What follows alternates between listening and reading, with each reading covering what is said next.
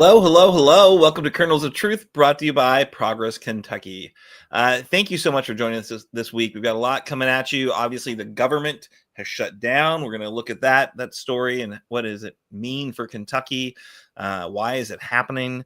How should we think about this? And then we're going to dig into a little political cowardice on display in the Kentucky Senate race. And then we've got a couple of amazing guests. So Brother Christian is joining us, a diocesan and hermit of the Catholic Diocese of Lexington. I think I have that right. Maybe I don't. He will correct me if I did get it wrong. But he wrote a powerful kind of missive to Hal Rogers about healthcare that I thought we should bring him on to hear about it. And then coming back to the show, Jason Bailey with the Kentucky Center for Economic Policy. He's got the research and the numbers that look at healthcare in Kentucky and what these federal changes mean for us and for our people. Also, public education. They're part of the Protect Public Schools Kentucky effort. So I want to hear about that and why that coalition is seeking increased funding for public education in our commonwealth. So lots of stuff. Should be a great show. Really glad you're here. But before we get into it, I want to check in. I want to make sure you are ready to help create a more compassionate commonwealth. We are sorely in need of significant political change in Kentucky. For the next 13 months, we're going to be focused on flipping Kentucky's 6th district, as well as key state house seats that are within that 16-county congressional district. It's a real big job. It's going to take volunteers. It's going to take time. It's going to take resources. We really need your help. So please make a monthly contribution right now via our secure online website. The number one best way to take away Trump's power is to flip the House. And that can be done here in Lexington. And again, the 15 counties surrounding Lexington, we can flip that district if we're smart, if we're strategic, if we have the resources to make it happen. So again, pitch in right now. If you're pissed off about what Trump's doing to our country, pitch in right now. Take Act Blue to help turn Kentucky's 6th blue as well. $6, $16 a month. That's super helpful. $600 one-time contribution. Why not? Whatever you can do. If you're pissed off, make it a big contribution, or your time and energy. That's also really critical. We need lots of volunteers as well. So lots going on, but let's check in with our co-hosts, who you are, where you are, and what's your protest sign say today, if you've got one. There's plenty to protest. I'm Aaron. I'm coming to you from Lexington, Kentucky, the Childsburg neighborhood. Lots and lots of vinyl siding. My protest sign today says, why not shut this government down? What was it doing for me? Question mark. Little cavalier, I suppose. But Dr. Clardy, I see you there. Can you tell us what's on your sign today? My protest sign read the gospel according to John Fugelsang. He has a brand new book out, The Separation of Church and Hate. It is a very good book from what I understand. Of course, I've read a couple of other works, of course, by Jim Wallace and by Tim Alberta, addressing some of the same issues. John Fugelsang is reminding us about the dangers of Christo-fascism. We are seeing it every day play out in public policy, and we see the role that right-wing evangelicals are playing in our national, state, and local government. And this is a good primer on how best to stop them. So read the gospel according to John Fugelsang, as I call it.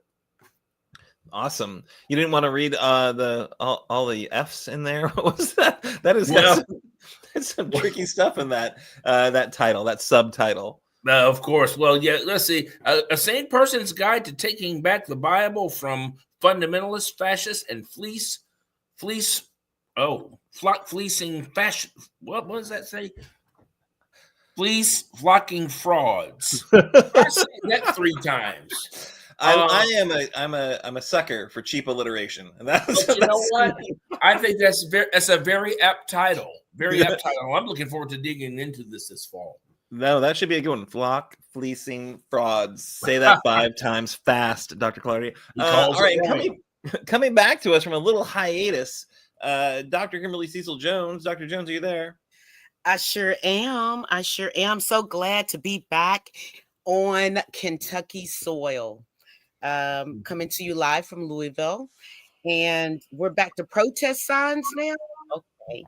I was still, we had to do the biting thing. But I'm going to say my protest sign says today, and I want to talk about all of the American people. I don't know everything that we need to do in the situations that we're in, but my protest sign today would basically say, American people, wake up. Nice. Yeah, time to wake up, people. Wake up. All right. Thank you both for being here. Excited about the conversation we're going to have. We're going to get into our news of the week. And I always like to wait until Parker pulls up that cool graphic. I like to see those letters flow across the screen. Although we really do need to change that spelling. All right, so y'all, we got this shutdown. The shutdown is upon us. It has happened. It is, I think, it's a pretty big deal, right? We're going to be touching base with Jason Bailey to hear more about what we need to be most concerned about the shutdown and I guess kind of why it's happening. But how will Kentuckians experience it? Here's some information from the Lexington Herald Leader. So we should know it's been a minute since we've had one. I guess last time Trump was in office, there was a shutdown. So the Postal Service isn't interrupted during government shutdowns, given it's self-funded through the sales of stamps and its services. It's not funded by tax dollars. Other vital government services, such as payments through Social Security, Medicare, and Medicaid, also do continue. Government services deemed non-essential may be suspended or experience delays, including national parks, for example. During the first Trump administration, when the government shut down for more than a month, trash piled up at national parks after employees were sent home. On Friday, more than 35 former park superintendents urged the administration to close national parks to avoid damaging them during a government shutdown, so you don't have enough staff to really maintain and take care of the national parks so the public can kind of love them to death. It was unclear Tuesday what the effects would be to Kentucky's national parks. On Wednesday, Mammoth Cave National Park shared on its social media they have a contingency plan stating that visitors should expect diminished services, but the park roads, lookouts, trails, and open air memorials will generally remain accessible. Of course, the federal government employs more than 2 million civilians who live and work in every U.S. state and territory, according to figures that don't include uniformed military personnel or federal contractors. That includes some 23,500 Kentuckians. During a government shutdown, the law requires agencies to halt activity and furlough non-accepted employees. Accepted employees whose work involves protecting life or property, such as active duty troops, stay on the job and work without pay until Congress restores funding. So like FBI agents, or federal prosecutors, like those folks tend, I think, to stay working. They just don't get paid, right? So not awesome to be a federal employee right now, especially if you're not just enjoying some time off. And then ultimately what tends to happen, there's a law, I think, that forces this. When they get brought back, they get their back pay pretty much immediately. So, not getting paid now, but will get paid once Congress restores funding. So it's happening. It's ground to a halt to some degree. Garland Hale Barr IV, some know him as Andy Barr. He actually introduced legislation to stop government shutdowns from occurring. Horse already well out of the barn, Garland, because I think he introduced it recently. But nice try, I guess. He introduced the End Government Shutdowns Act. Under his bill, if Congress fails to pass regular appropriations in time, an automatic continuing resolution takes effect. So this means federal agencies remain funded at 99% of the prior year's funding level for 30 days. If Congress still cannot agree on a new budget, funding is reduced by an additional 1% every 30 days until a budget is passed. This is a bill that he introduced, did not see any action, did not get, passed, didn't get signed into law, but this is his idea of trying to reduce the threat of government shutdowns, which of course government shutdowns exist because of political political considerations here, right? So Trump's got control of the House, the Senate, the Supreme Court, quite clearly, and it's his government. He owns it. He should fund it, right? So the Democrats are saying, look, we aren't going to go along with funding, just rubber stamping what you guys want to do with your continuing resolutions.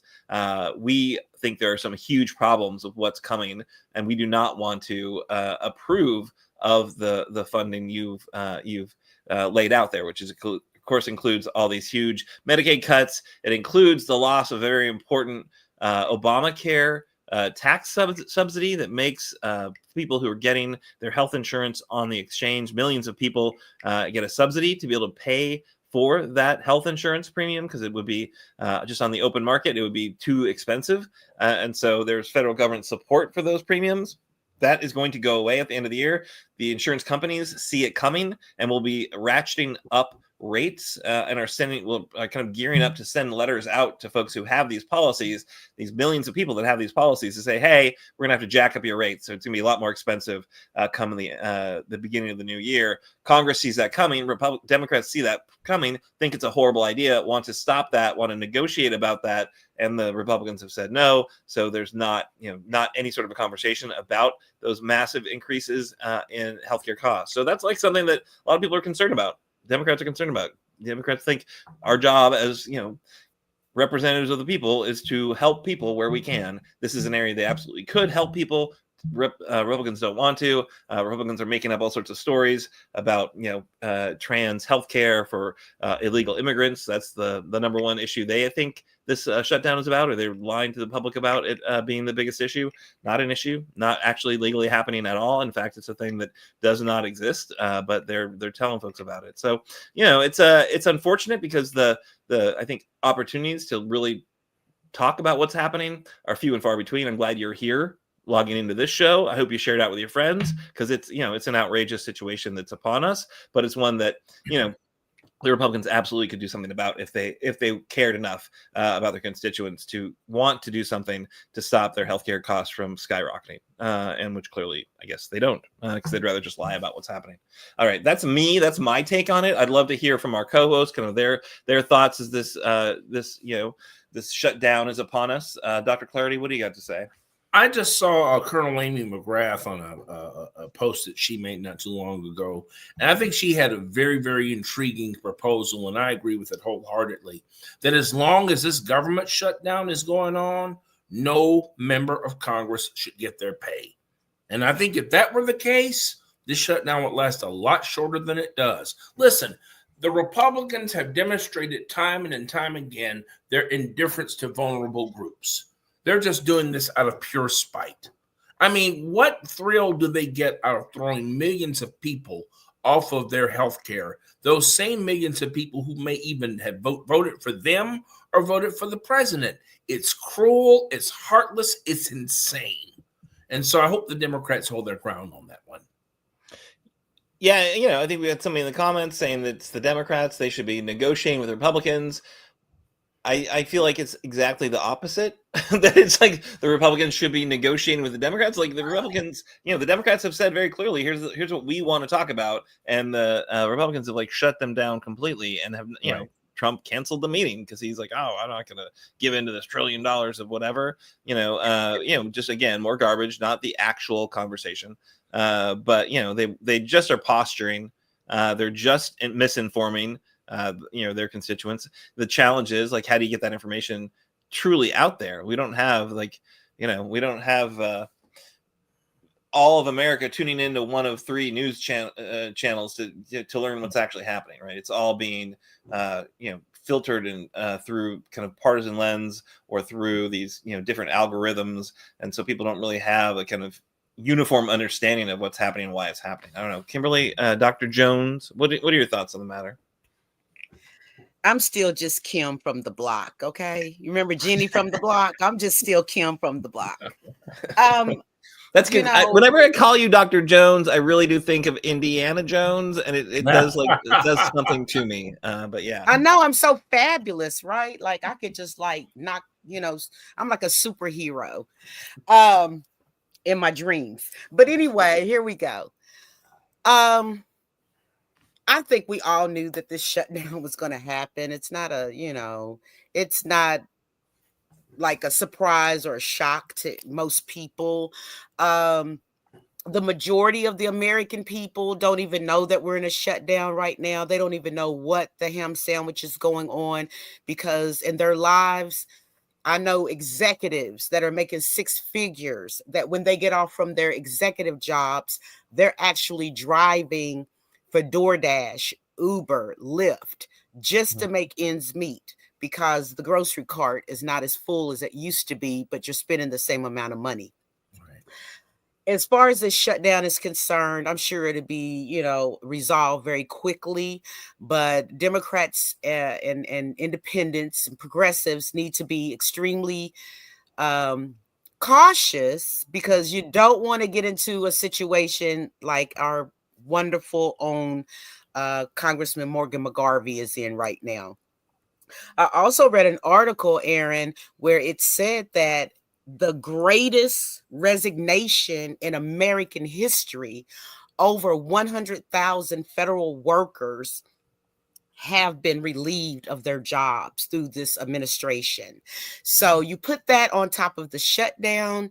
Last time we had a shutdown, I believe it was about 6 years ago. It shut down and then it kind of like opened right back up within 24 hours. So we're praying and hoping that that can happen again, because Aaron, let me ask you a question.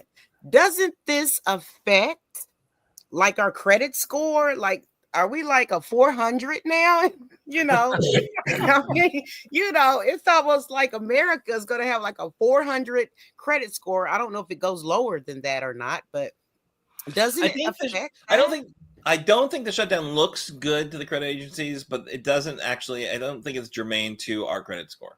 I think the debt ceiling is the one, when they monkey around with the debt ceiling or play, chicken with that. That's where agencies really do take notice. This is, we're going to pay our bills. It's just a matter of like, are we going to pay our employees very quickly, I guess. But yeah, it's a good point, for sure. You alluded to something there that I don't know that everyone is aware of. What problems Morgan McGarvey got? What are you saying there? Oh, boy. And I had a conversation today with one of his right-hand people. And, I told them, like, you should have had me on the team. But right now, what's going on with that is Morgan voted for the anti-violence protest bill. But as we all know, those that are politically inclined, and that is our viewers and listeners, would know that wrapped up in any bill is some kind of ominous, diabolical things that you kind of have to like close your eyes and sign on the paper and vote. So there was this thing in there about Charlie Kirk. It was horrible him getting assassinated like that. We don't want anybody to be assassinated, but he stood for everything that we don't stand for, basically. And in that bill, the anti-violence protest bill, it just was glowing rhetoric about Charlie Kirk, almost canalizing him. And it was absolutely horrible and despicable, and almost made me want to throw up when I read what was in there about Charlie Kirk. And so Morgan McGarvey, our congressman from the 3rd district, the only congressman that's a Democrat in this state, he voted for that bill. But what's coming out, and his seat is really kind of weak right now. The Black community is like, wait a minute, what did you do? A lot of people feel like he probably should have just abstained from that vote. But it has really snowballed into him looking completely different than how we looked at Morgan McGarvey last month. I still support Morgan McGarvey. I remember the things that he's done for this community, and also votes that he's done for this country. I don't think he's a panderer. I don't think that he meant any harm. I don't think that he's a Charlie Kirk sympathizer at all. I know him personally. I've known Morgan for almost 20 years at this point. I personally know his heart on different things, and that's not coming out about him. And that's very, very Very, very unfortunate. But that's what's going on with Congressman Morgan McGarvey. He was a shoo-in. Who would dare want to run against him? But now he is going down. I'm talking about the burning building, burning it all the way down to the ground. So his team needs to do something immediately to turn this around and start having the constituents to start remembering all of the wonderful things that he's done. Huh. Interesting. All right. Well, yeah, that's one I've definitely seen some chatter on online. Some folks very disappointed that he was signing on to anything that, really memorialized Charlie Kirk, who obviously was, had a lot of statements that were very racist. So yeah, and Christian nationalists and all sorts of problems with that guy. Hold on, Aaron. Yo. I don't want to get on a plane and see a black pilot. Wow. Oh yeah, no, and like what he said, black women. He said that. Said a lot of things about black women not having the intelligence to be where they were. Like just horrible, just a horrible human. No one deserves to be killed over their political views, right? Like Charlie Kirk's politics were horrible, but no one deserves to be killed. So I'm sure Margaret's like, yeah, I will show some signs of sympathy and with my Republicans who are concerned about who are tore up about Charlie Kirk's assassination. But yeah, going too far there with he was thinking more about the anti-violence protest part of it. That was he was laser focused or tunnel vision on that and not understanding how that would be a back blow to him. Yeah. So right here in Louisville, it's a big deal. It's a big deal here. And people like Hannah Drake, I mean, they are coming at him. I mean, it's bad. It's bad. And I almost want to shed a tear. And I don't care what black people don't like what I'm saying, because I know him probably more than a lot of other ones do. And I mean, it makes me feel like I want to shed a tear because nobody's remembering the good things that he's done. Well, if you want a friend in politics, get a dog, right? Anyway, Dr. Clardy, any thoughts about that, or do you want to take us into your story? The last person you want to make an enemy of is Hannah Drake. I'm trying to tell you. Yeah. But my news of the week, as my British friends would say, cowards, the whole lot of them. And this is a story coming directly from the Lexington Herald Leader. Now, there are two names you won't hear much of in this year's Kentucky's political race, of course, for the U.S. Senate. And that's, of course, those two names you will not hear are Thomas Massie and Rand Paul. These contrarian Republicans have gained national notoriety and consistent state press for bucking the will of President Trump with their opinions on things varying from foreign policy to tariffs to ties to Jeffrey Epstein. But not one of the three leading candidates in the Kentucky Republican primary for the U.S. Senate in 26 want to talk about them. Former Attorney General Daniel Cameron declined to be interviewed about Massie and Paul's frequent disagreements with the president. Lexington Tech entrepreneur Nate Morris, who's also running, did not even respond to an interview request. Andy Barr's team provided a statement instead of granting an interview. All of those are very telling. Now, Senator Paul addressed this at an event alongside Massie in Northern Kentucky. And Paul was quoted as saying, if they haven't figured out a smart strategy yet, they need to think it through. And he said, it's not my job to tell other people what to like or dislike about what I'm doing. Now, that's to be expected. And this is what Trey Grayson, who was former candidate for the U.S. Senate himself in 2010, and he was the Secretary of State for Kentucky, was the last time that a U.S. Senate seat was open in Kentucky. An endorsement from Trump is the golden ticket to the nomination, Grayson said. Side with Massie or Paul, and the ticket may not be granted to someone else. And I think that's very telling about where we are in the state of politics in this Commonwealth and also in this country. When I saw Thomas Massie appearing on Meet the Press, being very vocal and very critical of President Trump And with regard to the Epstein matter, I was like, the world is really flipped upside down. And of course, President Trump and Senator Paul have been bumping heads for years. So that's not at all surprising. But Thomas Massie blew me away. So that's where we are right now.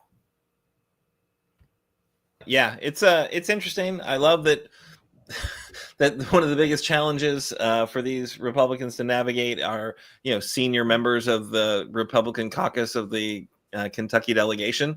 So, and I'll be honest, like, we have taken advantage of it. We have shared some of Massey's comments. We actually had him, I think, last show, maybe we did something, or a show before, about what he's been doing about the Epstein files, because he's been showing a lot of courage there. We've highlighted Rand Paul calling out, J.D. Vance for his garbage about extrajudicial killings by the military. So, yeah, these two have definitely been a pain in the rear end of the Trump MAGA regime, and I say more power to them. And if it makes things harder for those three clowns trying to get the Trump endorsement to become the next senator, fantastic. Kudos all. I don't know. So we're a little bit behind schedule, so we need to wrap this segment up. But thank you so much, Dr. Clardy, Dr. Jones, for this great information, analysis, and opinion. So we'll get back to our first guest of the evening. Thrilled to have with us Brother Christian Matson. So Brother Christian came on my radar this morning. I saw a great letter that he had written to Hal Rogers about healthcare in Kentucky, and had been shared by Ned Pillersdorf, who's been on the show. He's running against Hal Rogers. So it was clearly something that Ned thought was valuable to the conversation. Brother Christian, welcome. Thank you so much for joining us. Thank you for having me. Wonderful. So yeah, give us the thumbnail sketch about your letter, kind of why you wrote it, and what we were hoping to accomplish. Sure. So I've been contacting Congressman Rogers' office all year about various issues as they come to mind. And I was struck yesterday as I went to make my regular call to his office.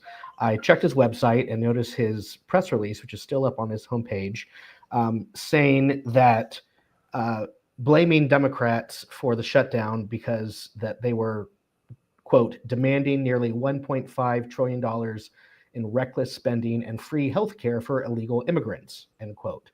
And that's just a lie. The money that the Democrats are asking for is to extend the ACA subsidies for Americans, and to reverse the cuts to Medicaid that were made in the big ugly bill. There's only a few groups of immigrants who are eligible for Medicaid, and they all have legal status. What the Democrats would want to have happen is for some of those groups who have been cut out of eligibility in the big ugly bill to get eligibility back. But again, these are all immigrants with legal status. And over 90% of these healthcare funds would go to Americans.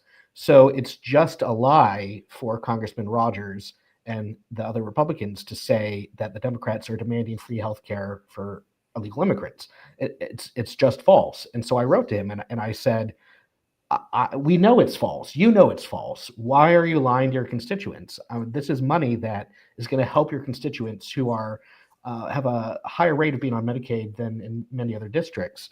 I gave him an example of how I receive my own health insurance, somebody who's self-employed, through the state marketplace. And the amount that I pay is about $90 a month. And I looked at my bill, and if the amount that's currently subsidized based on my income was now on me, my total bill would be close to $500. And that's before you take into account any increase in premiums that the companies might make as a result of the big ugly bill. So I just simply wanted to write to him and say, what you're saying to your constituents is not true. And this is not the first time he's lied directly to his constituents, and other Republicans in office or candidates have lied directly to their constituents recently about Trump administration policies. And so I simply wanted to say, one, we know this is a lie. Two, what the Democrats want helps your constituents, so why not vote for it? And three, it's also shameful of you to try and pit Americans against immigrants as the enemy, and say that immigrants are coming in, not only trying to take your jobs, but now they're trying to take your health care. It's just not true. and it's anti-American. America is based on centuries of immigration, in addition to the people here who were here already and didn't have any real say in the matter of building our country. But the strength of America, the way I was raised in a conservative family, is that it's a melting pot. That's been our strength. And so I find it shameful, and I said this word, shameful, to not only lie to your constituents, but try and pit your constituents against the immigrants, which create the best of America. And so I felt something needed to be said. And I also included a note to his staffer saying, you're part of this too. Think about why you're working for this person when this person's willing to lie to his constituents. I really like the PS. I like the, hey, I know Hal's probably not going to read this, but I know somebody's going to read it. And what are you doing here? And I guess, the timing's good because they're probably not going to get paid for a while. So they're going to make some have some tough decisions to make about what they're doing and why. Brother Christian, you are a diocesan hermit of the Catholic Diocese of Lexington. Can you tell us a little bit about what that is, and how does that faith play a role in your choosing to engage in this political conversation? Yeah, that basically means, so I'm a solitary monk whose vows are to the bishop and not to a monastery. So I live in a private hermitage in Eastern Kentucky. But our bishop, John Stowe, has said the church must be political and definitely not partisan. I'm not a registered member of either party deliberately, and never have been. But when we're going to have a conversation about politics, and politics is at its core how we together decide what is the common good and how to serve that common good. What are the best policies to take care of the most number of people as possible, as best we can, and at least that's how that should be the goal of politics, to care for the whole community. And when we're going to make those decisions, the only way you can come to the table and make them reasonably is by living in the truth, by speaking the truth. And so if the Republicans wanted to say, yes, these funds would go to almost entirely American citizens, but we think that money should not be spent for this purpose for XYZ reason, we can have that conversation. There's always balancing priorities for how to spend money. But to say, we don't want to spend this money and then lie about why you don't want to spend it and say it's going to help your enemy, the immigrant, there's no conversation to be had with that. I haven't yet seen the Republicans come out and say why they don't want to spend the money, other than they say the government spends too much money. And so I pointed out in my email that, this $1.5 trillion that Hal Rogers is saying we shouldn't spend, which is reckless, even though it goes to support healthcare, that's less than the $3.5 trillion tax cut that the big ugly bill gave to wealthy Americans. So if you're going to talk about reckless waste of money, that's where you need to point.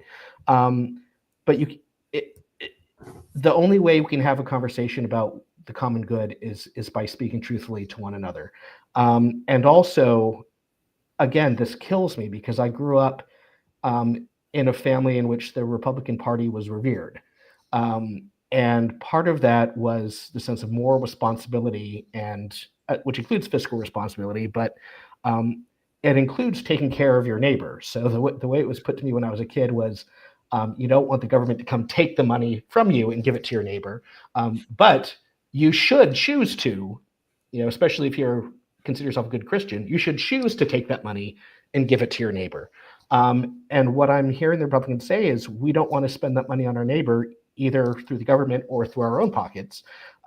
We think that spending that money on healthcare for the wrong people is bad. And so I simply, I think it's important that there's so much use of religion in politics as a form of division, as a form of enmity.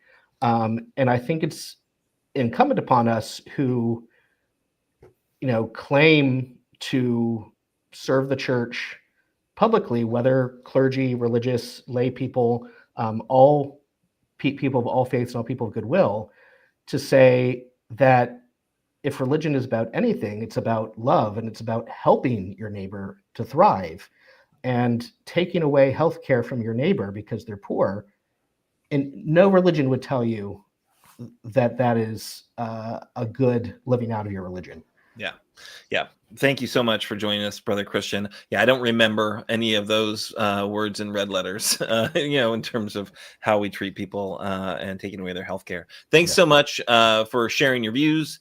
Thanks so much for writing that letter and putting it out there into the world. I hope that Hal Rogers gets back to you with a serious reply about what he did and why he did it. I will not hold my breath. Thank you. Awesome. All right. So now we do need to move on. It's a bit of a jam-packed show tonight, and very, very thrilled to be joined again by Jason Bailey with the Kentucky Center for Economic Policy. Jason's shop does the math that none of us want to do to help tell the story about what is going on with policy, about how we're spending our tax dollars, about what policies will do to those expenditures, and who's going to be affected by them. So I think really, really well timed to have Jason joining us in such an important moment for our nation in the conversation about our budgets and how we're spending our dollars. Jason Bailey, thanks so much for joining us again. Yeah, thank you so much for having me. So yeah, I think we should start with the shutdown because it is like so top of mind for many people right now, and what's happening in terms of the budget conversation that has precipitated this shutdown. Kind of what's at stake, what are the Democrats saying, and kind of what's the kind of reality in terms of your analysis of those ACA subsidies and the Medicaid cuts. Yeah, so the Republicans have control of both houses of Congress and the presidency. It's their responsibility to keep the government running, including keeping the government funded. Unlike the bill this summer, the H.R. 1, the big budget reconciliation bill, that requires 60 votes in the Senate. So to fund the government for the year that began today, requires that they get about 7 or 8 Democratic votes in the Senate. And, the Democratic process of sort of give and take and compromise requires that they, give something to those minority party. In March, when this happened, Majority Leader Schumer essentially rolled over and didn't demand anything. This time around, there's a change of tune. H.R. 1 has passed, and it is a serious threat to the health care of millions and millions of Americans. And so, in particular, what the Democrats have asked for is to rescind cuts that are coming to health care, and also ask for that when dollars are appropriated by Congress, they be spent by the executive branch, which is actually what the Constitution requires. So that's a very simple request. The administration is not going along. Congress is not going along. In H.R. 1, they did not extend the subsidies in the Affordable Care Act. And so on November 1, nearly 100,000 Kentuckians will enter open enrollment for health insurance on the Connect Marketplace, and they will face sticker shock because on average, premiums on those exchanges, offered on those exchanges, will go up about 114%. And it depends on your age and your family situation, your location, and so forth. But costs for health insurance will skyrocket. And that's simply because it was left out of the bill. So, this is a time where the cost of groceries are going up, the cost of electricity is going up, the cost of housing is going up. Mm-hmm. The cost of living and affordability is in many ways the central issue facing most working families who aren't sort of tuned into the day in, day out politics of Washington, D.C. When that hits them, it's going to be a crisis. So in a bill that provided trillions of dollars in tax cuts for the wealthiest Americans, it did not extend those subsidies that have made health insurance more affordable for the people who buy it on the exchange. And let's talk about who those people are. We're talking about farmers, small business employees and owners, self-employed people, those who work in jobs where their employer doesn't offer them health insurance, older folks who aren't quite yet to Medicare age, This is a fragile population. It's a widespread population. And about 18,000 of them, the estimate is, just in Kentucky alone, will have to forego health insurance when those costs go up. They just won't get it. And those folks tend to be younger and healthier, right? So what that does is two things. For those folks who forego it, they may be young and healthy today, but their illness or accident away from bankruptcy, essentially, by not having any health insurance. And for the folks who remain on the exchanges, because the population will be sicker, on average, less healthy, the cost will go way up. And that's exactly what's going to happen. So, and I think it's an important time to have a fight about healthcare, because not only because the extension of those subsidies was left out of HR 1, but because of the tremendous harm to Medicaid that is will be rolled out through that bill over time. And here in Kentucky, about 210,000 Kentuckians are expected to lose health coverage to be kicked off of Medicaid. The payments to providers will be cut substantially. That will squeeze the entire population of 1.5 million kids, seniors, people with disabilities, and low-wage workers that are receiving Medicaid. And it will severely hurt the providers, especially in rural areas where Medicaid is what keeps the doors open. So we expect, the national estimates are 35 hospitals at risk of closing because of the Medicaid cuts here in Kentucky. That's more than any other state. That's jobs, and that's access to healthcare. So it's a big issue, but it's an area where the Democrats do have some leverage in the budget process, and they're using it to pick a fight over healthcare and to pick a fight over the cost of living at a time that I think we need to be having a fight over those issues.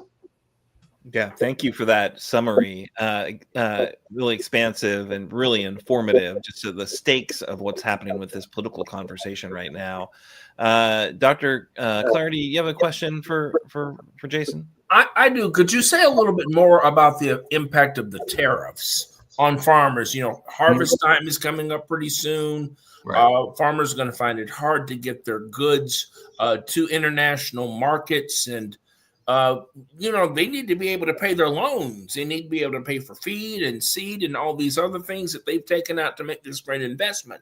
Could you speak to how these cuts and how this big, beautiful bill impacts the life of our state farmers? Yeah, absolutely. I mean, the tariffs are obviously a big deal. Kentucky's continues to be an agricultural state, an export state in terms of products like soybeans, for example, as well as the extent to which those products are inputs to other products like bourbon, where Kentucky is essentially the sole exporter around the world. And so there are a number of things that are happening. One is that it's more expensive if you're a farmer to buy certain imported inputs, whether that's tractors or fertilizer, right? It's more expensive. So that's cutting into the cost margins of these farmers. To the extent that farm goods are sold worldwide and other countries retaliate for the tariffs that we impose on them, which they have, it makes our products less competitive overseas. So there are multiple effects on an already very fragile farming population. And that's just one piece of the puzzle. I mean, Kentucky's a state that has become, for better or worse, heavily integrated into the global economy. Yes. When you look at aircraft manufacturing, when you look at car manufacturing, when you look at chemicals, pharmaceuticals, we export a lot and import a lot of inputs that go into those products. So we're among the states actually, by most measures, among the 5 or 10 states most vulnerable to this kind of disruption. Look, I mean, I don't think that the free trade regime of the last few decades in this country has been good for most workers, most farmers, most everyday Americans. Right. But sort of across the board tariffs and the triggering of a trade war is not an answer, right? That's hurting more people than you're helping. At the same time, as mentioned earlier, that the cost of living in many ways has been the number one issue. And when folks go shopping for Christmas toys this year, right? When folks buy furniture that needs replaced, appliances, essential goods, they're going to find another kind of sticker shock. And it's going into effect. It's, for the first few months, a lot of businesses built up inventories. They bought a lot before the tariffs went into effect. Those inventories are running out now, and so the prices are going to start showing up when people go shopping. Yeah, it's definitely a situation where the economy is not great. The Republicans who have kind of created this mess don't seem to have really great answers for any of this. And in fact, as we just heard earlier from Brother Christian, just going to lie to their constituents about stuff, right? And that just seems like it's putting us in kind of an untenable situation. I hope folks, hear Jason's summary of the kind of economic situation we've got, the healthcare situation we've got, share it out widely because we need to break through the bubbles that are out here, keeping people misinformed. Dr. Jones, do you have any questions or comments for Jason? Yes, first of all, want to say I just love it. Every time that he's on our show, I learn so much. He knows this stuff like the back of his hand, backwards and forwards. But I do want to say this. Hillary Clinton, she paved the way for 9 million children to receive health care. President Barack Obama paved the way for 20 million Americans that did not have health insurance to have it. What can we do besides just protesting and calling our senators and Congress people? What are some of the things that we can do individually as we go through this perilous time? I've never used that word before. It's very perilous times. Yeah, I mean, I think these kitchen table cost of living issues are so important because, most of the population is not tuned into the day-to-day of politics. And most folks don't have actually, I don't believe, really super, political ideologies that are super tied to one direction or another, right? They may have opinions and views on things, but they're less informed because they're busy living their lives, right, and just trying to survive. So it's when issues hit home that I think people are more open to listening and trying to understand the big picture.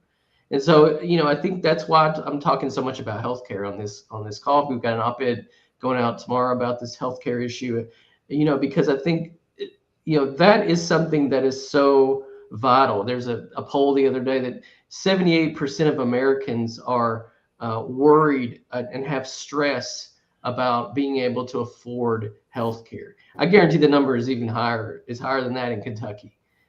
So when those costs go up and you ask the question why, then you begin to connect the dots about what decisions led to that. When the hospital in your community says they're going to close the maternity ward, then you can begin to ask those questions. I think we have to connect the dots because one thing about this bill is they're delaying the harms and giving the tax cuts up front.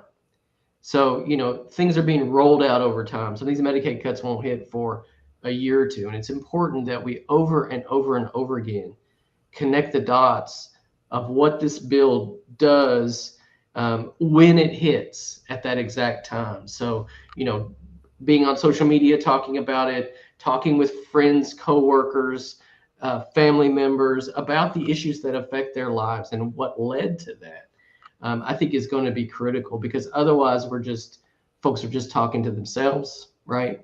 And we're not crossing those boundaries that have polarized us as a country.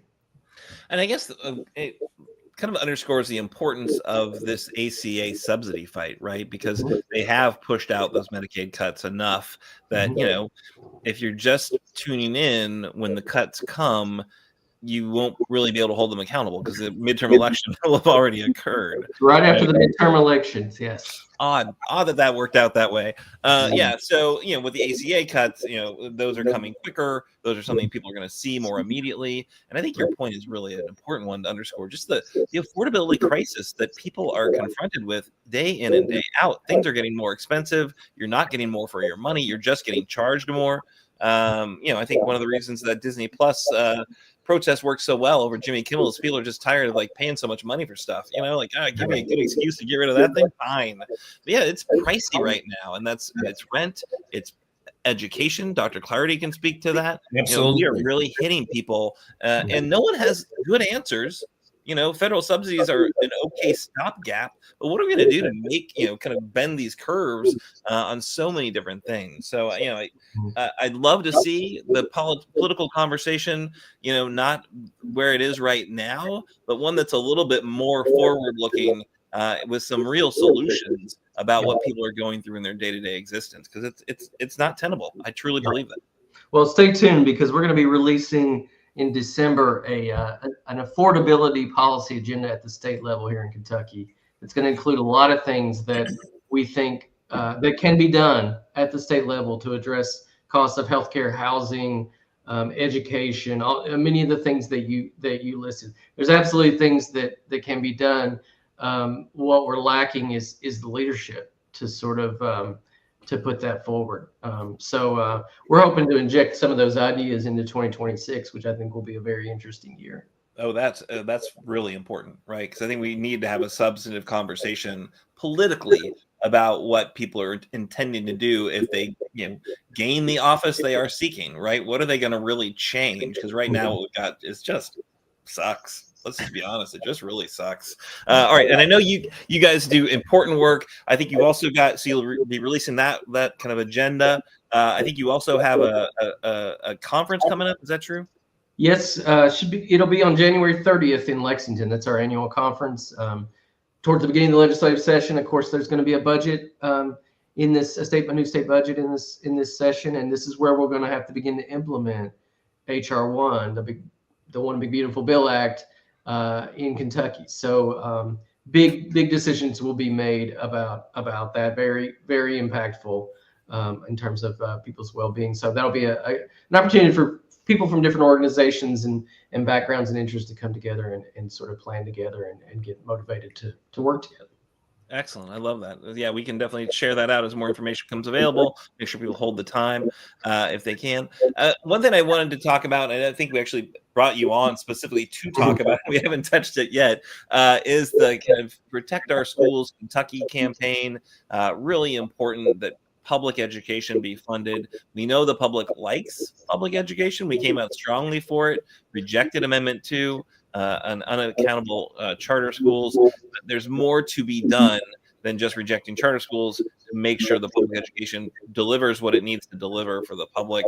Tell us a little bit about kind of your analysis and what you guys are seeking. Yeah, so the Protect Our Schools campaign was the coalition that led, the fight against Amendment 2 last year, where we won, 2-1, and folks in every county voted down the proposal to open the door to private school vouchers. So the coalition decided to stick together and reconstitute itself as a proactive coalition, pushing for reinvestment in those very public schools that our voters affirmed. And so all the groups that were involved, there were 140 organizations. I believe every one of them has signed up again to be involved in that. We've been doing a tour. We've done 9 tour stops around the state. Are recruiting captains for each legislative district that will coordinate activity. And about 2 weeks ago, we announced an ask for the legislative session.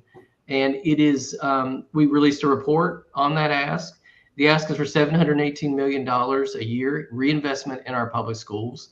That's only about half of the funding that's been lost through the legislature failing to keep up funding for public education since the Great Recession, but it's a step in the right direction, and its amount actually equal to what the legislature is spending on half-point reductions in the individual income tax, which they've done 3 times now, and which overwhelmingly benefit for the wealthy. So for the cost of just one of those, we could provide our teachers with an average 8% raise across the Commonwealth, help affirm, their value, help address the teacher shortage. We could hire about over 2,000 more mental health counselors, teachers, to lower class sizes, to expand preschool. We could put other funds into school meals, making sure keeping school meals free wherever possible. bus drivers, equipment, buses, etc. Reinvest in our public schools that have been where the legislature has disinvested over the past 15 years. In fact, to the degree that the gap between the wealthy and the poor school districts in Kentucky now exceeds the level that was declared unconstitutional in the 1980s. So we are excited about this campaign. There's a lot of momentum coming out of the Amendment 2 victory, but we have to turn our defense into offense. We have to have a proactive agenda to address the issues that, I think affect Kentuckians' everyday lives. And public schools are the cornerstone of many communities. They're sometimes the largest job provider in a community, and we know it's key to kids' well-being and their future. So that campaign will be heading into the legislative session and will be a piece of, I think, some overall work around the budget. Again, where we'll be dealing with implementing HR 1 and looking at other needs and quite frankly, the need for more revenue especially after all the tax cuts that have been enacted in recent years. Well, I'm going to throw it to Dr. Clardy just a moment, because I know he is our kind of public education advocate, higher education as well. But I did want to get in here really quickly with please tell me a little bit about that kind of, I've heard a lot recently about the call for universal pre-K. The governor's really, banging the gong about that, encouraging folks to step up and fund that. He's got a committee, task force, I think, that's looking at it.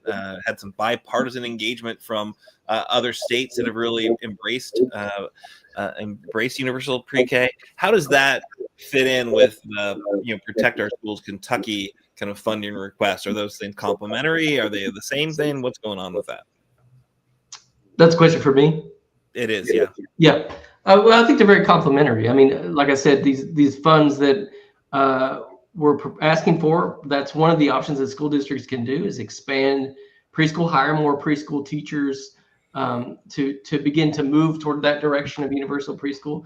I think it's absolutely essential that we do both. I mean, we have to both provide new things that are needed, like early childhood education, and we have to gain ground that's been lost on the core investments in our schools. The average teacher in Kentucky makes 20% less than they did in 2008 once you adjust for inflation. The typical school district, 40 school districts this year provided a 0% raise to their teachers because they didn't have the funds available because of the state appropriation. So there's a foundation, a core funding in public education that is really missing. And that's a constitutional obligation of the state. School boards, and the school boards play a very, very important role. But ultimately in our Constitution, the education is a state responsibility, and it's the state that's pulled back in recent years. Excellent. Thanks. All right, Dr. Clardy. Well, my question then is about post-secondary education.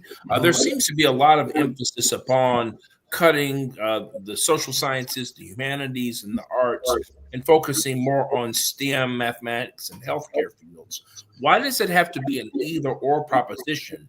Can it be a both-and proposition, given the fact that all of those fields is what it's going to take to make young Kentuckians employable and productive? What's your position on that? Well, I completely agree with you. I mean, I think that we are shorting ourselves as a country if we limit education solely to job training. Education is a public good, and the richest country on earth can both afford to train a productive workforce and to help instill people with the knowledge of the world around them, with history, with theories about, with philosophy, with art, with science that helps them just live a better life, understand the world around them.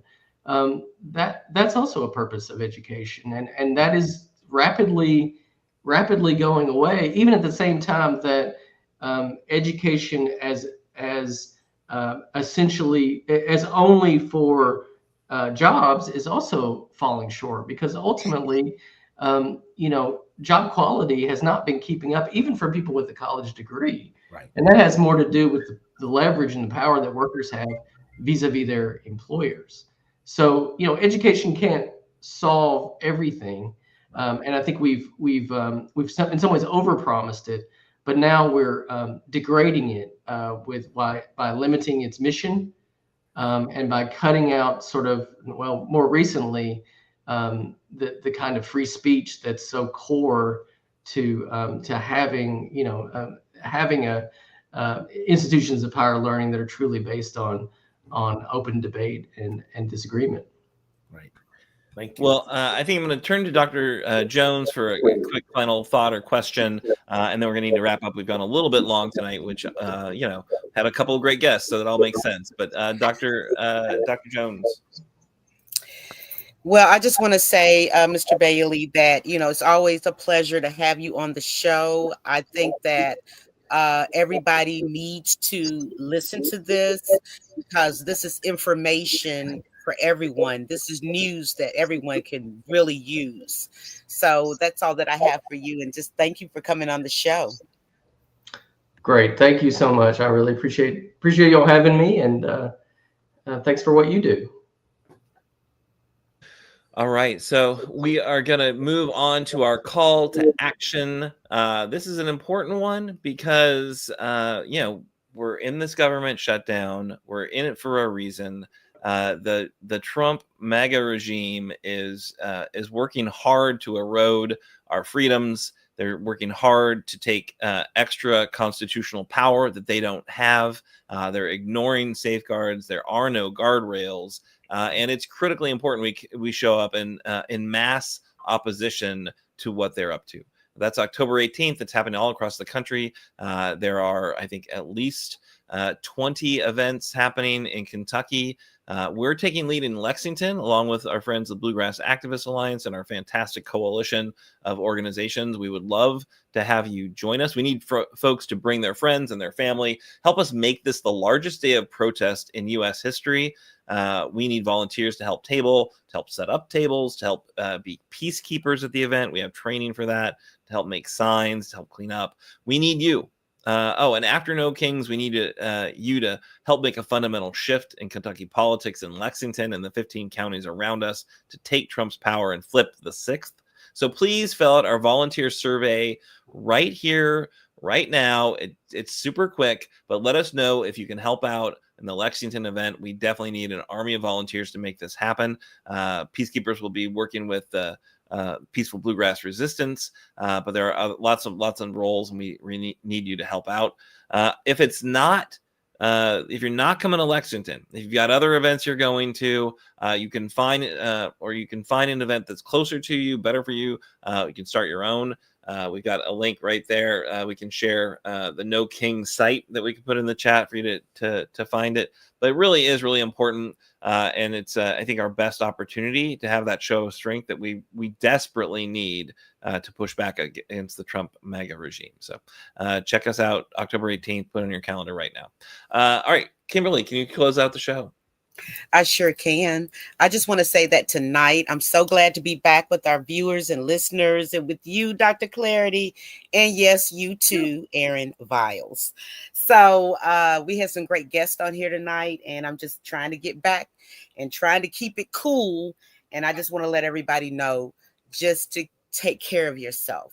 During these times, it's so stressful. The bills, the world, the wars, the everything. Just take time for yourself to clear your mind. So let me get to our disclaimer. Progress Kentucky is a nonprofit organization registered with the Kentucky Secretary of State and organized as a 501c4. We are affiliated with the Indivisible Project and the Common Ground Kentucky Action, and we are also proud members of the Forward Kentucky Network. Progress Kentucky's goal is always to educate, organize, increase voter turnout, and advance a progressive agenda through civic engagement. Please join us next week for our 231 231 episode. We'll be spotlighting No Kings protests happening all across the state and checking in with organizers from Paducah, Bowling Green, Louisville, and London. I can't believe we got Louisville on here, Aaron. Really? We got Louisville? What? So production of episode 230 was by our very own and wonderful, great, amazing Parker Williams. Thanks, Parker.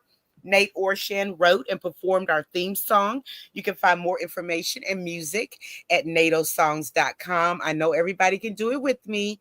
natosongs.com, N-A-T-O songs.com. If you miss our weekly live stream on Facebook or YouTube, audio podcasts and our show notes are always available on Apple, Spotify, and just about wherever you get your podcast. And when you do listen to us, please give us a 5-star rating. You understand how the algorithms go, and everybody needs to get this information. So we just appreciate you being with us tonight, and we'll see you next week, same time, same bat channel. Have a great rest of your week.